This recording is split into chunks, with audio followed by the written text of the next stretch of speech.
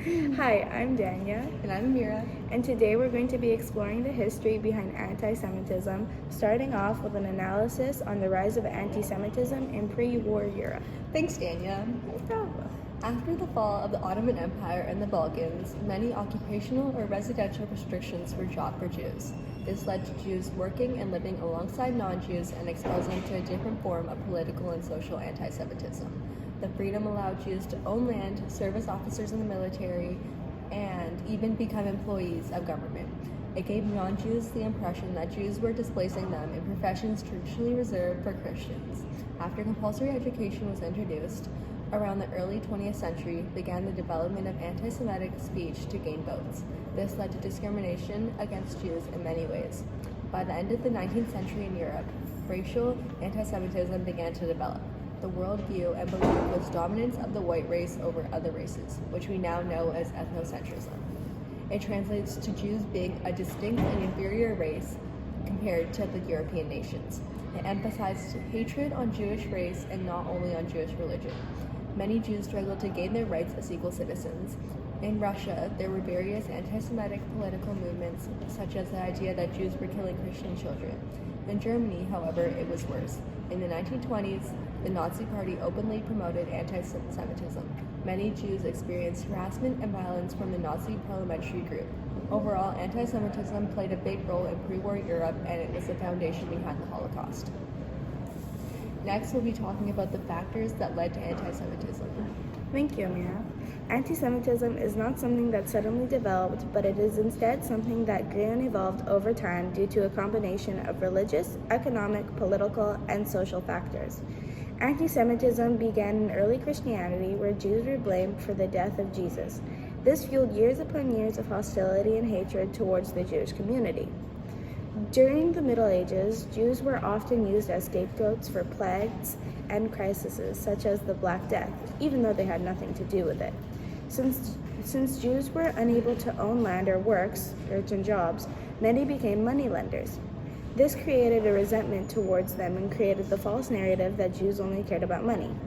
Later on in the 1800s and 1900s, Jews were increasingly seen as outsiders, and conspiracy theories, such as a fake book called The Protocols of the Elders of Zion, which falsely claimed that Jews were trying to take over the world. These ideas helped fuel the rise of Nazi Germany, where Jews were seen as an inferior race, leading to the murder of millions. Today, anti-Semitism continues in many ways, including harmful stereotypes, bad jokes, online hate, and conspiracy theories shared on social media. Moving on, Amira is going to be talking about what cause did it have on the world then and now.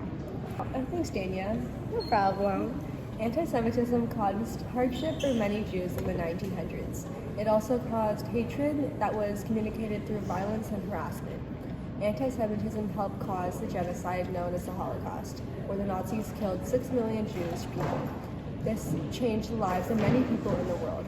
Anti-Semitism also gave the Nazi Party more popularity by presenting Jews as a source of many ethical problems for the Germans. Prejudice against Jews at the time did affect and change the world tremendously. Now, anti-Semitism is still in effect today. It was a stepping stone to the Holocaust, and many Jews are still treated differently because of their race and religion.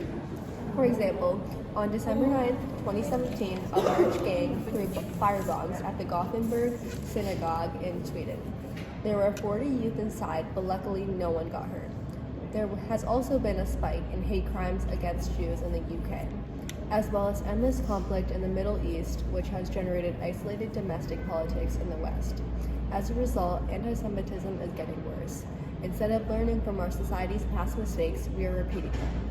Due to anti-Semitism and the Holocaust, many Jews have been affected to this day. There are still approximately 220,800 Holocaust survivors still alive, and they still remember the genocide. However, a survivor, Morris Price, said in an interview, "Don't fall apart, but reach out and seek for help if you can," meaning we should work as a society to create change and use others for help. Anti-Semitism has a large cause on the world now. Lastly, we'll be talking about what was the profound effect of anti-Semitism. Thank you, Amira. Throughout history, Jewish people have endured countless tragedies and injustices due to anti-Semitism. Anti-Semitism has fostered discrimination, violence, and hatred against the Jewish faith, leading to not only social and economic exclusion, but also horrific tragedies such as the Holocaust. Rooted in baseless stereotypes, religious prejudice, and conspiracy theories, anti-Semitism has left the Jewish communities to relentless persecution, violence, and bullying. During the Holocaust, 6 million Jewish people were murdered by the Nazi regime in an attempt to kill off every Jew. This genocide is a horrifying example to how hatred can grow and escalate into pure cruelty. Beyond physical violence, anti-Semitism takes away a person's identity, dignity, and security. These effects are not only for Jewish communities, but also for society as a whole. Thank you for listening to our podcast. Make sure to smash that like button and subscribe. Yup. And comment. Don't forget to comment. Hello guys, welcome to our YouTube channel. Just saying, hey everyone, welcome back. So wait, we'll just put it today. We're gonna be Yeah. Okay.